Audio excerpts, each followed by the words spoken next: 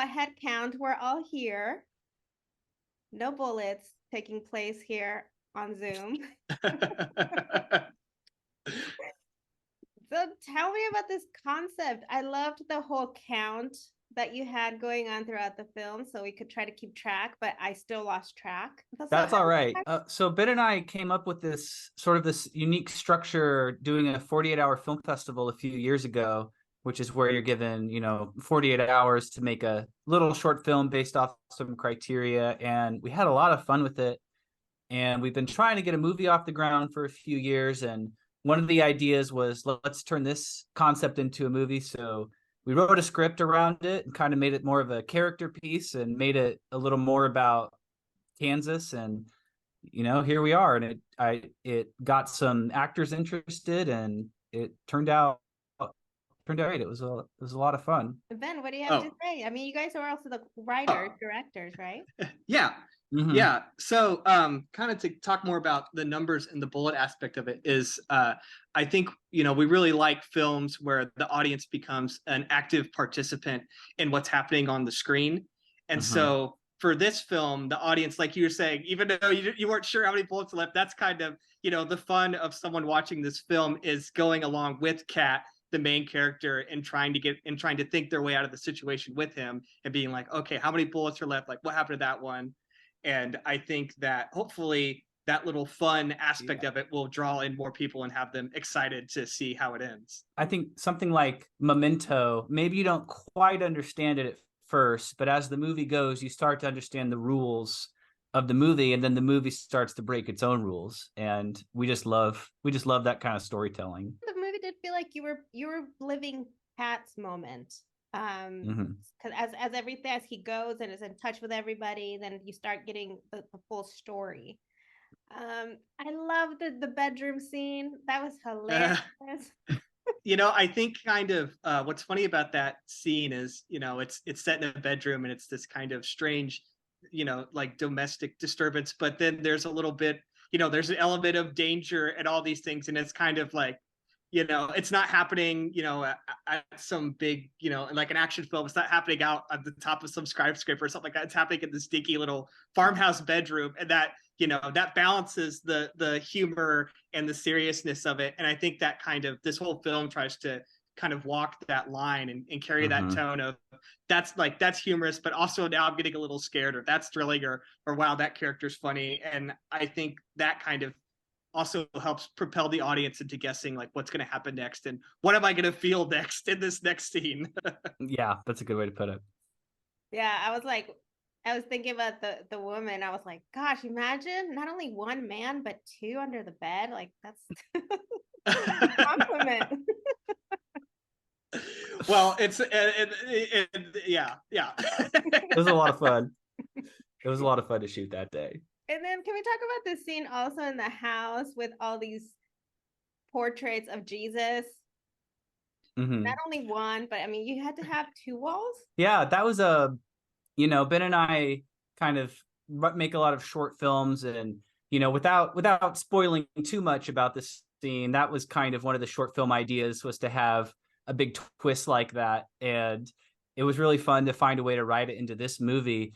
And that whole scene, that house was going to be, just kind of with the budget and with the way we made this movie, we were really resourceful. That house was about to be torn down like the next week.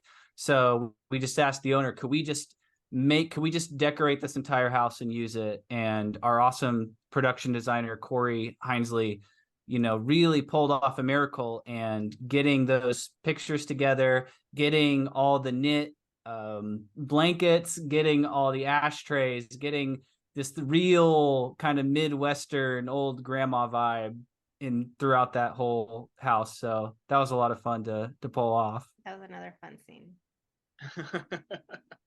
So what made you want to do this, add this little Western feel? Because it was like present, but a lot of that Western vibe. Yeah, I think we really wanted to give it a timeless aspect. And, in terms of the costuming, we were going for like a 70s aesthetic. And then even, they use modern cell phones, they use corded phones. And I think that just kind of helps give it its own kind of style and aesthetic to where you watch it, you're not sure, like, is this happening in 2020? Is this happening in 1980? And I think that in 10 years from now or something like that, when you look back on it, it no longer dates the film, and it just makes it fun. And another thing is, I think a lot of films kind of set in a certain time frame, and real life is you have all these things from your past, all this technology, clothing, furniture, everything. You don't get rid of all of it the next century. Like, it bleeds over. They keep it. And I think that was important to us to kind of have this melting pot of all these styles kind of come into the film. And then when you Kansas, that's just, we're kind of proud of being, the Western aesthetic. And, there's the old shows like Gunsmoke and stuff that took place in Kansas. So I think we grew up, in a small town, and just, it was cool. Westerns were cool where we grew up. So we wanted to make a Western. They were cool in my household where I grew up. So yeah, they're always cool. See, got my flannel. Nice. I love it. Thank you. So a lot of times when you have more than one writer, I wonder if you contemplated multiple, maybe 2 endings. Was that the case here? Or were you always in the same direction? It's me, Ben, and Josh. We've been partners for a long time writing. And I think when we write, having 3 people means that there's always a tiebreaker if 2 people are really into an idea. And when it came to the ending for this, I think we always knew we wanted it to end without spoiling too much, but on the kind of bittersweet-ish note that we eventually get to. And the whole movie is really close up. It's very tight with Kat, our main actor, the whole time. And we really like this idea of the ending being this big open space to kind of contrast the claustrophobia almost of the rest of the movie. But yeah, it was a really nice day we had for that last scene, and I really like how it turned out. Yeah.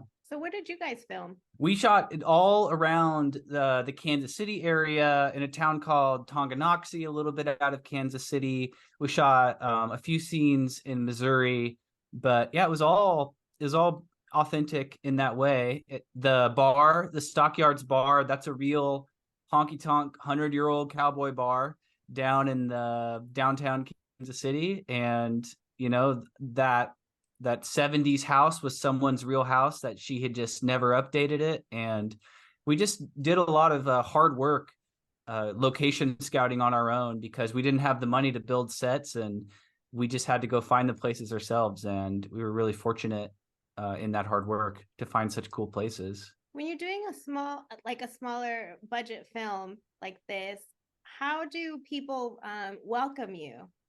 What's interesting is, we're not on the coast, and it's a little, filmmaking right now isn't, isn't a big booming economy here. So when people hear like, hey, I want to come film at your house, or I want to do this, or can you help us? Can we borrow this car, or whatever? Normally people are excited. They're like, oh man, you're bringing Hollywood here. Like, I want to be a part of it. I want to help. They want to see their name in the credits. And so, most of the time people get excited. And then if they're not excited, then they weren't going to help you anyway. So there's a great little community developing here in Kansas City for sure. Yeah.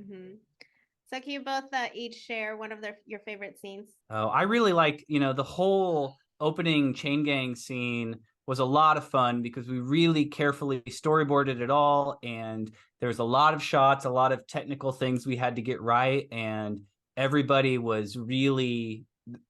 was a trooper, shooting all night, 4 a.m, screaming. And I was just really blown away by how hard everybody was trying, screaming in a good way, by the way. So it was that's a scene I'm really proud of, and I think turned out really good. Yeah, I think I have like kind of 2 favorite scenes, and that's when like our trio of cast, Melanie Zanetti, Aaron Jakubenko, and Brian Kwanten, there's a scene of Ryan and Aaron driving in the Mustang, and they're having a conversation, and then there's a nice dancing scene between Aaron and Mel. And I think those scenes really highlight the actors' ability and them really stepping into these characters. And I think they really get the audience invested in those characters and what happens later in the film. So I'd say those are my favorite for sure. It was a pleasure to speak to you about head count. And I mean, like I said before, I like the Western touch. That's one of the things I really appreciate, besides the humor, of course. Good. Well, I'm glad you you liked it. I did. Well, thank you guys so much for your time, and congratulations. Thank Thank you you so much. Yeah.